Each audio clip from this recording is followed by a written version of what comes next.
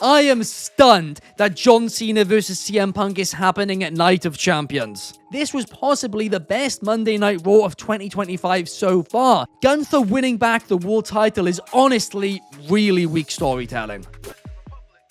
Welcome to Allison Analysis. I'm Ben Allison, an autistic wrestling fan who loves to analyze and talk all things in the world of professional wrestling, and I've analyzed last night's episode of Monday Night Raw, and here are my 5 key findings. In at number 5, I am stunned that John Cena vs CM Punk is happening at Night of Champions. Not just for the fact that it is happening in Saudi Arabia, a country which famously CM Punk isn't really a fan of, but also just the fact that it's happening right now. Punk was in the middle of a storyline with Seth Rollins, and now suddenly he's just basically abandoned that and gone straight after John Cena. And honestly, it makes sense. He is seemingly too tired of dealing with this Seth Rollins stuff, and instead he is now returning to an old rival, potentially for one last time. But truthfully, I thought this match was going to happen at SummerSlam at the earliest, or potentially even in December as Cena's last match. But I guess not. Now, the other interesting thing about last night's segment was the fact that the crowd heavily, and I mean heavily, booed Cody Rhodes when he was referenced by CM Punk, and that's interesting. So in my opinion now, unless they are planning a double turn when Cena does face Cody once again, honestly something I would love, I don't think they can do Cena versus Cody as early as SummerSlam. I don't think Cody can win King of the Ring, or maybe fans will turn on him even more. And, I mean, it is strange to me, honestly. I think Cody will be fine. They just need to take a step back, not overly push him for a second. And honestly, the fact he pinned Cena at Money in the Bank, I think is something they might end up regretting just a little bit. I would have much preferred him to actually pin Logan Paul. In at number 4, are we about to see a main event run for Ron Killings? That version of R-Truth we saw last night was not the comedy act which us wrestling fans have grown to absolutely adore, but instead was a much more serious version of himself, and a version of himself which finally wants to get what he deserves. And honestly, I can't really see him winning a WWE or World Championship, but what I can see is him having a few month run in the main event scene, including yet another match against John Cena, this time Cena versus Ron the Truth Killings. He's done everything which has ever been asked of him, and he has done it to such an incredible level, a level which has inspired talent such as a Chelsea Green to do the same thing and make the most out of a little, and honestly, Truth deserves his flowers right now.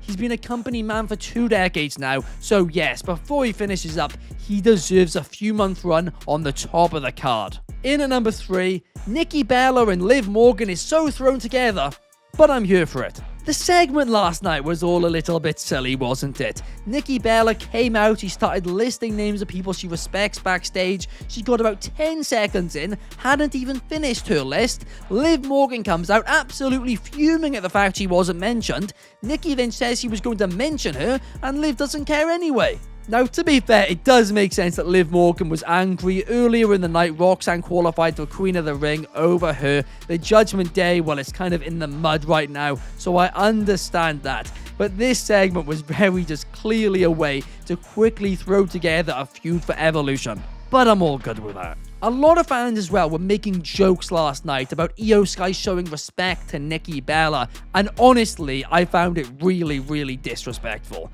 I think people are forgetting how much Nikki Bella actually did for women's wrestling. I mean, don't get me wrong, Nikki Bella undoubtedly isn't on the same level in ring as a lot of the women's roster are today, but she really got them more TV time. She really pushed the boat for women's wrestling in WWE, and also she constantly improved throughout her career. She really did. I mean, even in 2016, 2017, she was clearly improving pretty much every match then. So I don't care what people say. She deserves a spot on this Evolution card, and I'm excited for this match. But before we get on to the top 2 key findings, please do me a huge favor and hit that like and subscribe button and hit that notification bell. On Tuesdays, I will be analyzing Monday Night Raw. On Saturdays, I will be analyzing Friday Night SmackDown. And every Thursday, I will be analyzing one professional wrestler. And this week, it is going to be Mariah May. So make sure to hit that subscribe button and the notification bell so you never miss an upload. Thank you so much, guys. In at number 2, Gunther winning back the world title is honestly really weak storytelling. Now, to be clear out of the gates, I was not one of those fans who was saying WWE need to quickly take the title off Jey Uso, and I'm not even complaining about the fact that Gunther won it back. I'm just criticizing how they got there. Because they told a 6-month story about how Gunther was losing his confidence when he was the World Heavyweight Champion, all the way to WrestleMania where Jey Uso beat him. And then he beat up Pat McAfee, showed him respect, and suddenly he's back to his best self. No.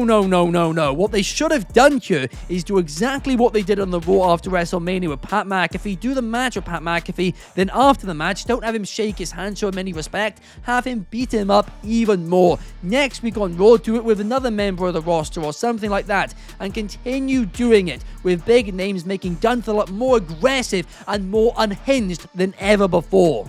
We are so used to seeing Gunther be very composed. Let's throw that composure out the window and bring out the aggression. Make him seem so very dangerous. And then build him all the way to last night's Raw when he faces Jey Uso and have him murder him.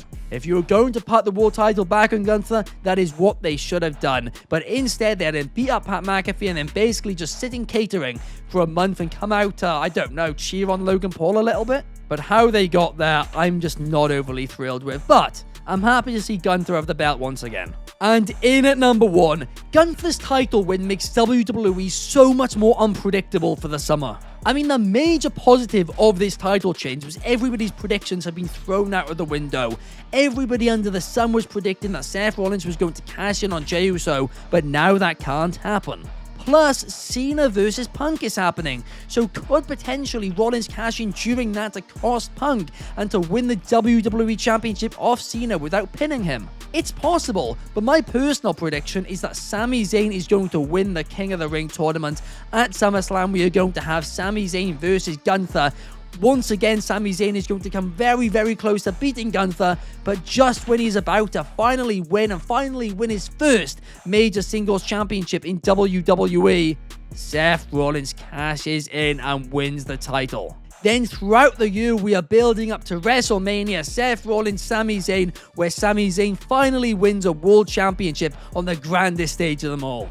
But that's just my prediction. There is literally like 10 other ways they could go, if not more. And I love it when things are unpredictable. And last night, from the title change to just the fact that the Cena Punk match was happening, WWE became a lot more unpredictable, in my opinion, for the better. But that's enough about my thoughts from last night's episode of Monday Night Raw. Let's check out the thoughts which you guys have submitted to us via the Wrestling Republic broadcast channel. Bobby Petito says the high point was Bayley returning. Absolutely, that was a fantastic moment, and a moment which I haven't even had an opportunity to touch on in this episode, but I was thrilled about. But the low point was the fact that no contenders were built for the New Day. Honestly, that Raw Tag Team division right now is in the mud. Coach23 says the highs were the energy of the crowd, the great segments and matches throughout, and the unpredictability. I agree with you there, Coach. But the lows, they weren't that glaring. I agree. Honestly, this was possibly the best Monday Night Raw of 2025 so far. It really was. I enjoyed it from start until finish.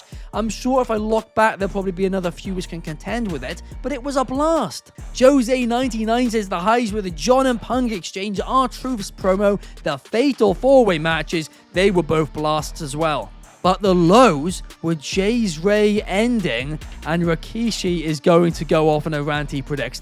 I agree with you there. Rikishi is going to be fuming. His podcasting equipment might just blow up in his room, right? That is how angry he is going to be about this. Bo.Aiden is saying Ron Killing's promo was his highlight of the night, but the low point was Gunther winning the World Championship back. He says he's not feeling it, and I don't blame you for not feeling it because they've not given you a reason to feel for it.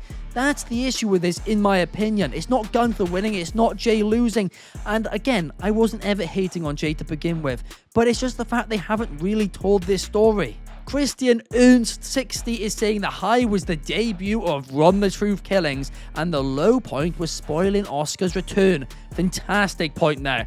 Really is. I can't get my head around why they've just announced Asuka's, return as part of this Queen of the Ring tournament. She should have at least been a surprise in it or something like that.